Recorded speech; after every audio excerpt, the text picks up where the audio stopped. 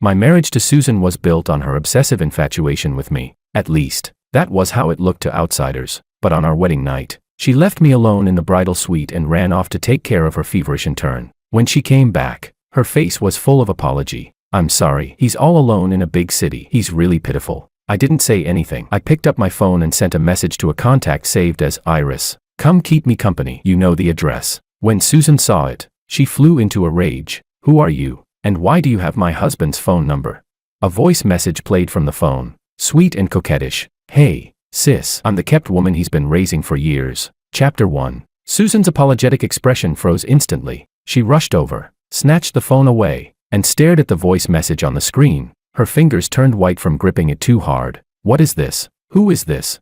She held the phone up, her hands shaking. Gone was her usual calm, self-controlled, holier-than-thou saintly pose, the one where she was always so tolerant of me. I stood up from the sofa and unhurriedly poured myself a glass of red wine. This bottle had originally been prepared for our wedding night. "A friend," I replied calmly. "A friend? What kind of friend calls herself a kept woman?" Susan's voice suddenly sharpened. "You've been keeping another woman behind my back."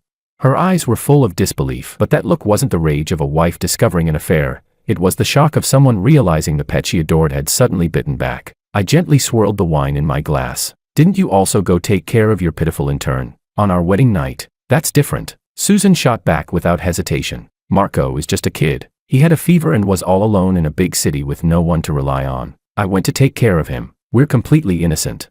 "Oh, completely innocent," I nodded slowly. "So that means you could leave me alone in the bridal suite and spend the entire night taking care of another man." "You?" Susan was left speechless. She took a deep breath, clearly trying to suppress her emotions, attempting to return to her usual tone of patient instruction. "Zachary, don't be unreasonable. I already explained it to you. Marco, he..." The phone vibrated again. I took it back. It was a new message from Iris. "Hubby, I'm here. I'm at the door. Can you open it for me?" Susan's face turned deathly pale in an instant. "You let her come here? You dare let her come to our marital home?" Ignoring her shrill screams, I walked over and opened the door. Standing outside was a young woman in a well-tailored slip dress, long hair cascading over her shoulders, a sweet, cloying smile on her face. The moment she stepped inside, she ignored the rigidly frozen Susan and threw herself straight into my arms, wrapping her arms around my neck. "Hubby, I waited so long. You finally let me come here." Iris's voice was irresistibly seductive. She even deliberately tilted her head and looked provocatively at Susan. "Hey, sis, you must be Susan, right? Hubby mentions you all the time." Susan's body began to tremble violently. Get out right now." She pointed at Iris, then turned to me. "Zachary, make her leave. Have you lost your mind?" "Susan," I said coldly, gently stroking Iris's hair. "You should get one thing straight tonight. It was you who abandoned your husband first and ran off to meet another man. I didn't meet him privately. Marco is a patient. Then Iris is a patient too." I lowered my head and kissed Iris on the forehead. "She's suffering from acute husband deprivation syndrome. It's especially severe tonight. She needs treatment." You're shameless."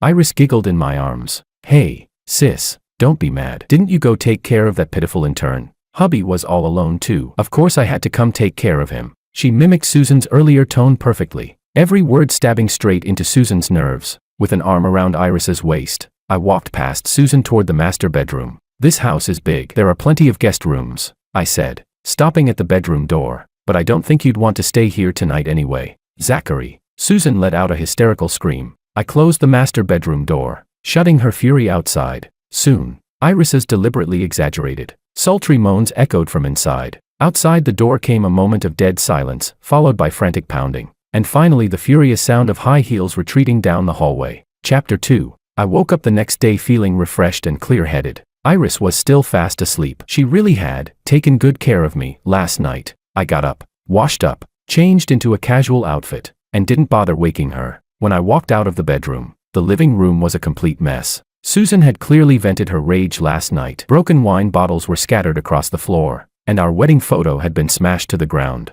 In the photo frame, she was holding my arm, smiling softly and gracefully. To outsiders, she always played the role of the perfect wife who was madly in love with me. Expressionless, I stepped over the shards of glass and brewed myself a cup of coffee. There were dozens of missed calls on my phone, all from Susan. I ignored them. Instead, it was my father-in-law's call that came through at that moment. "Zachary, you bastard, what did you do to Susan?"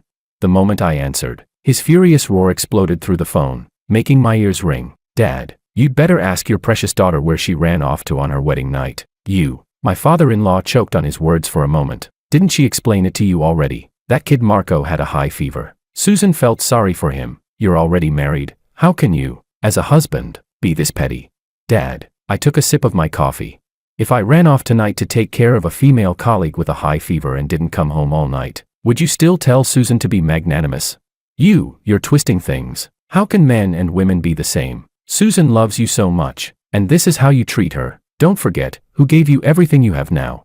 I laughed. Dad, aren't you mistaken about something? Everything I have, I earned myself. As for that approval you helped me with back then, if I remember correctly, the consulting fee I paid you amounted to your total salary over 10 years, didn't it? The line fell into sudden silence. Susan's father held a bit of power in the urban planning department. When I was starting my business, one of my projects required his help to secure qualifications. Susan was the one who took the initiative to approach me at that time. She probably thought I didn't know how much benefit her father had gained by abusing his position. She thought even less that I married her because I was obsessively in love with her. Zachary, what do you mean by that? Are you threatening me? My father-in-law's voice dropped. I'm stating facts. I hung up the phone, not bothering to listen to any more of his nonsense. At some point, Iris had woken up. Barefoot, she walked out of the bedroom, loosely wrapped in my shirt, her long legs smooth and straight. She hugged me from behind, pressing her face against my back. Hubby, is that sis never coming back? What? You want to be the lady of the house? I turned around and pinched her chin. I don't want that at all. Iris tilted her face up, a sharp, calculating glint in her eyes. I just want to stay with you. You buy me a big house, buy me pretty bags. Being a wife is exhausting. Look at her, she even has to pretend to go take care of some intern. How fake. I laughed. That was what made Iris so appealing. She was clear-headed and never hid her desires. Exactly. I patted her cheek. Go get dressed. I'll take you out to buy gifts. Thank you, hubby. She jumped up happily, kissed me on the cheek, and ran back into the bedroom. I glanced at the messages Susan had sent. She was still hurling abuse at me, calling me shameless, accusing me of betraying her, cursing me for being heartless and ungrateful. I casually set her to do not disturb. This little play needed a change in direction. Chapter 3. I spent the entire day shopping at the mall with Iris. She knew her limits well. Everything she picked was from the latest collections, but never exceeded the budget I had set for her. I bought her a watch and several handbags. That evening, I took her to the most expensive Japanese restaurant in the city. It was a place Susan had mentioned many times before, but I had never taken her there. She always acted frugal in front of me, saying places like this were a waste of money, yet she would turn around and use my money to buy a computer worth tens of thousands for that intern. Ironically, the moment I sat down, Susan's call came through. She was calling from a different number. Zachary, where the hell are you? Why aren't you replying to my messages? Eating with that bitch. You come back right now. We need to talk. Her voice grew sharp again. I'm with Iris. I don't have time. Zachary, don't forget, your company's approval for next quarter still hasn't gone through. Do you believe I can have my dad? And what will your dad do? I cut her off. Come beg me in person right now. The line went quiet. Susan, you don't seriously think your father's little bit of power can block me, do you? I leisurely picked up a slice of sashimi. I suggest you worry about your father's position first. I heard the disciplinary committee has recently been investigating projects related to urban development. Why you're talking nonsense? Susan's voice was clearly panicked now. Whether I am or not, why don't you go home and ask him yourself? I hung up directly. Iris looked at me with curiosity. Hubby, you've even got her dad under control. Kids shouldn't ask so many questions. I placed a piece of fatty tuna into her bowl. Just eat. Iris nodded obediently and didn't ask any more. After dinner, I took Iris back to another apartment under my name. This was Iris's real, gilded cage. The moment she walked in, she spun around excitedly in the living room. Wow, this place is way better than that marital home. And this river view, I love it so much. Hubby. She pounced on me, rubbing against me like a kitten. Just as I picked her up, ready to head into the bedroom, my assistant called. Boss, Miss Susan is making a scene downstairs at the company, demanding to see you. Let her. But, she says if you don't see her, she'll die right there. She also brought a lot of reporters. I frowned. So Susan wanted to play the public opinion card with me.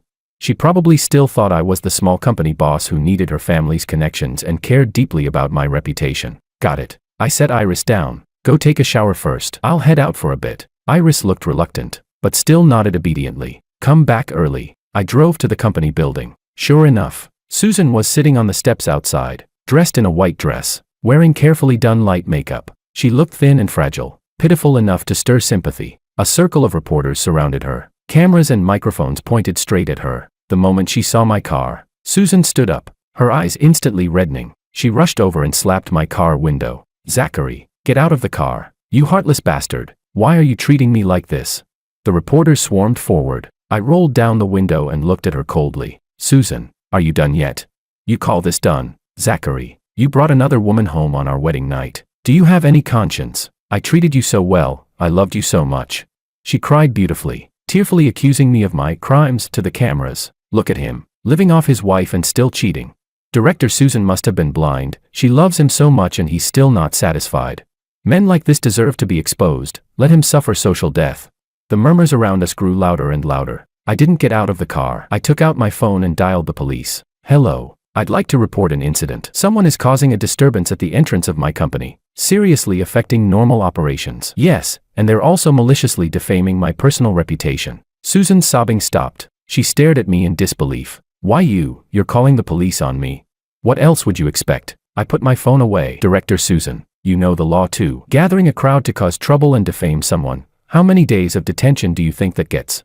The reporters' flashes burned even brighter. They hadn't expected this reaction from me either. Susan's face flushed red, then pale. She probably thought I would care about marital sentiment and corporate image, and that she had me cornered. Unfortunately for her, I don't care at all. Chapter 4. The police arrived quickly. Susan and the reporters were all taken away to give statements. As the victim, I went to the station as well. The officer who received me was a middle-aged policeman. He glanced at me, then at Susan, who was sobbing non-stop, with a classic peacemaker's expression. "Your husband and wife, couples fight, quarrel by the bed, make up at the foot of it. Why make such a fuss and bring it to the police station?" "Officer," I said calmly. She wasn't just arguing with me. She brought reporters to block the entrance of my company, publicly defamed me, and threatened my personal safety. Susan jerked her head up. "When did I ever threaten you? You said if I didn't see you, you'd die downstairs at my company. That's not a threat." Susan's face flushed red. "That was just something I said in anger." "Oh, something said in anger." I turned to the officer. "Officer, if she had actually caused an incident in front of my company, who would be responsible?" She gathered reporters and openly accused me of living off my wife and being unfaithful. "My legal team has already collected evidence and is preparing to sue her for defamation." The middle-aged officer's expression grew serious. He looked at Susan. "Ms. Susan, your behavior was indeed excessive. Family disputes should be resolved privately. Gathering a crowd like this, he cheated first." Susan interrupted him emotionally. "On our wedding night, he brought another woman home. I'm the victim." "Susan," I looked at her coldly. "Are you sure you want to discuss our wedding night here?" I deliberately stressed the words wedding night. "Why don't you tell everyone where you, the bride, went that night, who you ran off to take care of? Your pitiful intern." Susan's pupils shrank sharply. She hadn't expected me to bring this up at the police station. That was what? Taking care of a man with a high fever, and taking care of him all night long, ignoring your husband's calls the entire time. Several officers nearby who were taking statements paused, their faces lighting up with undisguised curiosity. "You're slandering me." Susan panicked. "Marco is my subordinate." "Is he?" I nodded and opened a folder on my phone. "Perfect. I have some chat records between you and your subordinate here, along with a few photos. Would you like me to show them to everyone?" These were things I had prepared long ago. The moment Susan saw the preview images on my screen, all the color drained from her face. Several photos showed her kissing Marco in a private KTV room. Others showed Marco wearing a bathrobe, taking selfies in Susan's single apartment. You investigated me." Her voice trembled. "I was getting to know my wife." I put the phone away. "Officer, I believe this is no longer a simple family dispute. My wife committed infidelity during the marriage first, and now she's turned around to bite me back, attempting to destroy my reputation. I request that a case be formally filed." Susan completely lost her composure. She lunged toward me, trying to snatch my phone. "Zachary, you can't do this to me. Delete those photos." The police stopped her. "Ms. Susan, please calm down." "No, he can't. How can he treat me like this? I loved him so much." She began rambling incoherently, trying to salvage the situation with her well-rehearsed, obsessive love performance. I watched her coldly. "Officer, I'm tired. My lawyer will handle the rest." Leaving those words behind, I turned and walked out of the police station. I knew it. Susan's act was finally over. Chapter 5. I had just gotten back into the car when my mother-in-law's call came through. Her voice was no longer as domineering as before. Instead, it carried a hint of ingratiation and urgency. "Zachary, what on earth happened between you and Susan? Why was she taken away by the police?" Hurry and go get her out. There's no grudge between husband and wife that lasts overnight. Mom, I said as I started the car. Susan cheated during the marriage and brought reporters to defame me. I don't want to see her right now. Cheated? That's impossible. Susan loves you so much. Is it that intern named Marco? Oh dear. Susan is just too soft-hearted. She can't stand seeing people suffer. That child is all alone in a big city. So I cut her off. Whether she's soft-hearted or not, I don't know. What I do know is that she used my money to buy that pitiful intern a car and a house. What? My mother-in-law's voice shot up instantly. The money I gave her for our marital home, she turned around and used it as a down payment for that man's apartment. The money I gave her to buy a car, she spent it on a vehicle for him instead. Oh, right. She also embezzled funds from her own company, over $300,000. Said it was seed money for his startup. Heavy breathing came through the phone. Are all of these things true? I have the transfer records and that man's property ownership documents. Mom, what do you think will happen if Susan's company finds out she embezzled funds? She fell silent. Zachary. After a long while, she finally spoke with difficulty. For your parents' sake, give Susan another chance. She was just momentarily confused. Don't worry, we'll make her cut things off with that Marco immediately. Too late. I hung up. Susan and Marco's affair spread quickly within her company. Adultery during marriage, embezzlement of company funds, keeping an intern. Any one of those was enough to ruin her completely. She was fired almost immediately and ordered to repay the embezzled $300,000. Susan was utterly stunned. She came to block me outside my company again, this time without reporters, just herself. The moment she saw me, she rushed over and grabbed my arm. Hubby, I was wrong. Please forgive me. Okay, there's really nothing between Marco and me. He seduced me, it's all his fault. She shoved all responsibility away cleanly. I only love you. It was all my fault before. Susan. I shook off her hand in disgust. Haven't you had enough of this madly in love with me act? She froze. What do you mean? I knew you were putting on an act from the very beginning. I looked at her deathly pale face and said each word clearly. From the moment you pretended to casually ask about my assets and then took the initiative to pursue me, I knew. Susan staggered back 2 steps. You knew. Of course I knew. Did you really think I was some idiot completely bewitched by you? I let out a mocking laugh. I played along with you for so long because I wanted to see just how fake you could be. You used me, and I used you. You used me as your loyal husband to satisfy your vanity. I used your father's connections to get the qualifications I wanted. It was nothing more than a fair transaction. No, that's not it. Susan shook her head desperately. Zachary, I really did love you. Love me. I stepped closer. Is running off on your wedding night to take care of another man loving me? Is using my money to keep another man loving me? Susan, you disgust me. Her last line of defense finally collapsed. She slumped to the ground, her eyes empty. Then why did you marry me, if you knew all along? Because, I squatted down, leaned close to her ear, and spoke in a voice only the two of us could hear. Lifting you up to the heavens, then pulling you down with my own hands, is quite entertaining, isn't it? Chapter 6. Susan sat there on the ground, completely dazed. She probably never imagined in her entire life that the obsessive love script she took such pride in had, from beginning to end, been a play I knowingly acted out with her. She thought she was the hunter, when in fact, she was the prey. Why you're a devil. Takes one to know one. I stood up and straightened my suit. Oh, right. I almost forgot to tell you, your father has already been suspended and placed under investigation for accepting bribes. I imagine the transfer records of that consulting fee I paid him will be uncovered very soon. Susan snapped her head up, fear flooding her eyes. It was you. You did this. I reported a fact. I looked down at her coldly. Did you really think that all these years, I was just playing along for fun?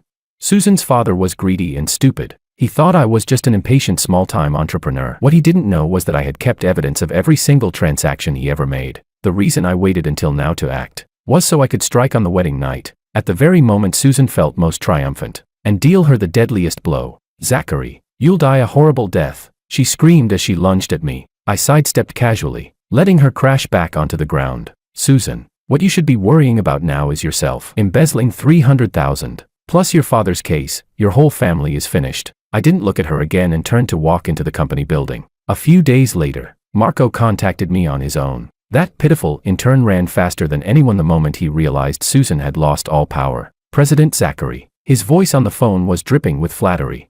Susan, she's a crazy woman. I have nothing to do with her. She's the one who kept harassing me. Oh, is that so? Really? President Zachary, I have lots of evidence. How she embezzled funds. How she went behind your back. Name your price. I cut him off. Marco paused, then gave a number. 500,000. Deal. I transferred the money to him. Send me everything you have, then get out of this city. Thank you, President. Thank you so much.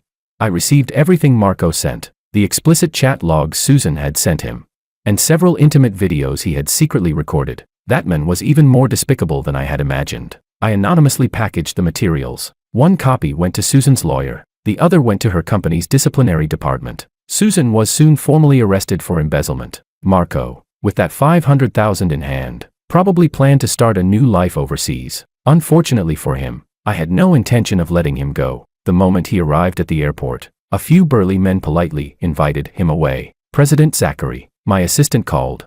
The person has been secured. Do exactly as I instructed, I said coldly. Send him to a mining site in Southeast Asia. Let him experience firsthand what it really means to be alone in a big city. Very pitiful. I hung up the phone and looked out the window. This farce was finally over. Chapter 7. The divorce proceedings between Susan and me were completed very quickly, because the evidence of her crimes was irrefutable. She left with almost nothing. Her family collapsed as well. My father-in-law was sentenced to 10 years. My mother-in-law couldn't withstand the shock and suffered a stroke. She was hospitalized. After Susan was released, she came to see me once. She was so thin she was almost unrecognizable. All the arrogance and shrewdness she once had were gone, leaving only dead stillness in her eyes. Zachary, you won, she said. I never intended to lose. I don't understand. She looked at me. Since you never loved me, why did you play along with me for so long? Because. I looked at her. I like watching my prey struggle. She let out a miserable laugh, turned around, and staggered away. I don't know where she went, and I don't want to know. I went back to Iris's apartment. She was wearing a face mask and doing yoga in the living room, her curves fully on display. When she saw me come back, she happily ran over. Husband, you're back. She tried to throw herself into my arms, but I raised my hand and stopped her. Go wash your face and change your clothes. Iris froze for a moment. The smile on her face stiffened. What's wrong? I don't like this smell. Her face went pale for a second, but she quickly adjusted herself, obediently saying, oh, and ran into the bathroom. I sat down on the sofa and poured myself a glass of wine. Iris came out soon after. She had changed into a conservative silk nightgown, her face clean and bare. Husband, she carefully sat down beside me. Are you unhappy? No. I pulled her into my arms, my hand slipping under her nightgown. She nestled against me obediently, her body trembling slightly. Iris, how many years have you been with me? 3 years. Since my sophomore year in college. How have I treated you these 3 years? You've treated me very well, she said softly. You bought me a place, bought me bags, and even helped pay off my family's debts. Then how should you repay me? Iris looked up, a flash of panic passing through her eyes before it was quickly replaced by seductiveness. She leaned in to kiss me, her hands starting to wander. Husband, I want you. I pushed her away. I'm getting married next week. Iris's movements completely froze, all the color draining from her face. Married? Yes. Then what about me? She asked, trembling. You. I smiled and pinched her chin. You'll still be my canary, of course, as long as you behave. Tears fell from Iris's eyes. I thought. You thought you could become my wife? I looked at her mockingly. Iris, you need to be clear about your own position. Someone as self-important as Susan couldn't outplay me. What makes you think you could?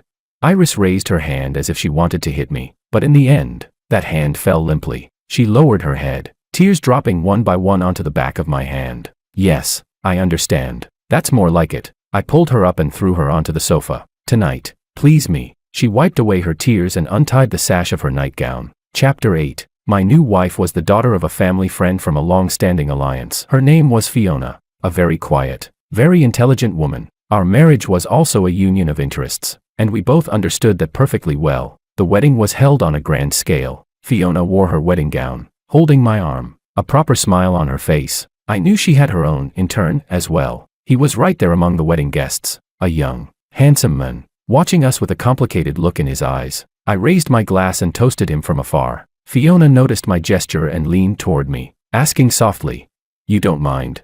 What about you?" I asked in return. Fiona smiled. "We're husband and wife, aren't we?"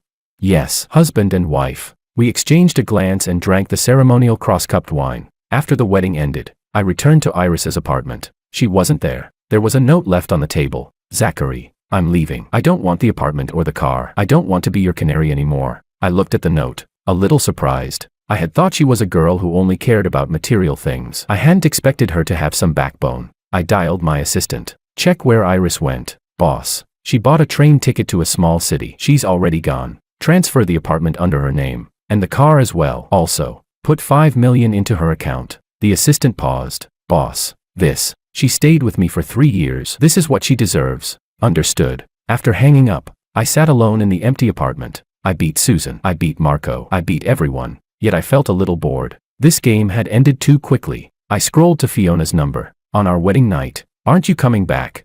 She replied quickly. I'm keeping a pitiful friend company. He needs me. I smiled. Send me the address. I'm pitiful too. I need you. A new game had begun. Chapter 9. I drove to the address Fiona sent me. It was a private hospital. Her pitiful friend was lying in a hospital bed, his face pale. Fiona sat by the bed, peeling an apple for him. When the men saw me, a flash of hostility crossed his eyes. Fio, who is he? My husband. Fiona answered without looking up. The men suddenly sat up. You're married? Why didn't you tell me? Why should I tell you? Fiona shot back. I walked to the bedside, picked up an apple, and took a bite. Hello, I'm Zachary. Get out. The men pointed at me. Fio is mine. Oh, I raised an eyebrow. Yours. As far as I know, the hospital you're staying in belongs to my family. The medicine you're using was developed by my company. Believe it or not, with a single word from me, I can have you thrown out. The man's face turned the color of liver. Fio, are you really going to let him humiliate me like this? Fiona finally looked up at him calmly. Claude, get this straight. He is my husband, and you are my friend. Friend, we are nothing. Fiona stood up. Zachary, let's go home. She looped her arm through mine without sparing Claude another glance. Behind us, Claude screamed hysterically, smashing everything on the bedside table. Once outside the hospital, Fiona released my arm. Sorry you had to see that. You're welcome. I looked at her. Your taste isn't very good. Likewise. She shot back. I heard your canary ran away too. I narrowed my eyes. This woman really was something. Looks like our married life is going to be interesting. I hope so. We got into the car and returned to our newlywed villa. As soon as we entered, Fiona kicked off her high heels. I'm going to take a shower. Together. I raised an eyebrow. She glanced at me. Are you sure? I'm not as obedient as Iris, and I'm not as devoted as Susan. She laughed and stepped forward, hooking her arms around my neck. Then let's try. That night, neither of us mentioned our respective interns. We fulfilled our duties as husband and wife, wild, and completely absorbed. Chapter 10. Susan was ultimately sentenced to 3 years for embezzlement and defamation. In court, she never looked at me again. Her parents sold off all their assets just to barely pay off the enormous debts her father had accumulated. I heard that after her stroke, my former mother-in-law was left half paralyzed. Susan's mother worked odd jobs while taking care of her, living a miserable life. As for Marco, I never paid attention to him again. Maybe he's still digging coal at some mine somewhere. Maybe he's already died in a foreign land. None of that matters. Iris never came back, and I never went looking for her again. The $5 million, along with the apartment and the car, were what she deserved. My marriage with Fiona, on the other hand, was maintained in a state of mutual respect. By day, we were the model couple everyone admired. By night, we each lived our own lives. Her friend, Claude, after recovering, still refused to give up and often came to harass her. And I, too, had selected a new canary, a female college student, younger and more beautiful than Iris. Fiona knew about it, but she never asked a single question, until one day, Claude barged into our home and pointed at Fiona, cursing her as a promiscuous woman. I happened to come back just then. Seeing me only made Claude more agitated. Zachary, you cowardly turtle, you're really just letting your wife keep men outside. Fiona frowned. Claude, get out of here. I'm not leaving. Fio, come with me. He can't give you happiness. I took off my coat and handed it to the servant beside me. Claude, right. I walked up to him. Do you know why Fiona didn't choose you? Claude froze. Because you're too stupid. I punched him square in the face. He went down immediately. You think you're a prince on a white horse. You're nothing more than a tool she used to resist her family's arranged marriage. Now that we're married, your usefulness is gone. Claude clutched his face and stared at Fiona in disbelief. There was no expression on Fiona's face. Throw him out, I said to the security guards. Fio, you, Claude. Fiona finally spoke. I told you long ago, we were over. You insisted on humiliating yourself. Claude was dragged out. Fiona turned to me and straightened my tie. Nice punch. Thanks for the compliment. I wrapped an arm around her waist. Free tonight. She stood on her tiptoes and whispered in my ear. That depends on your performance.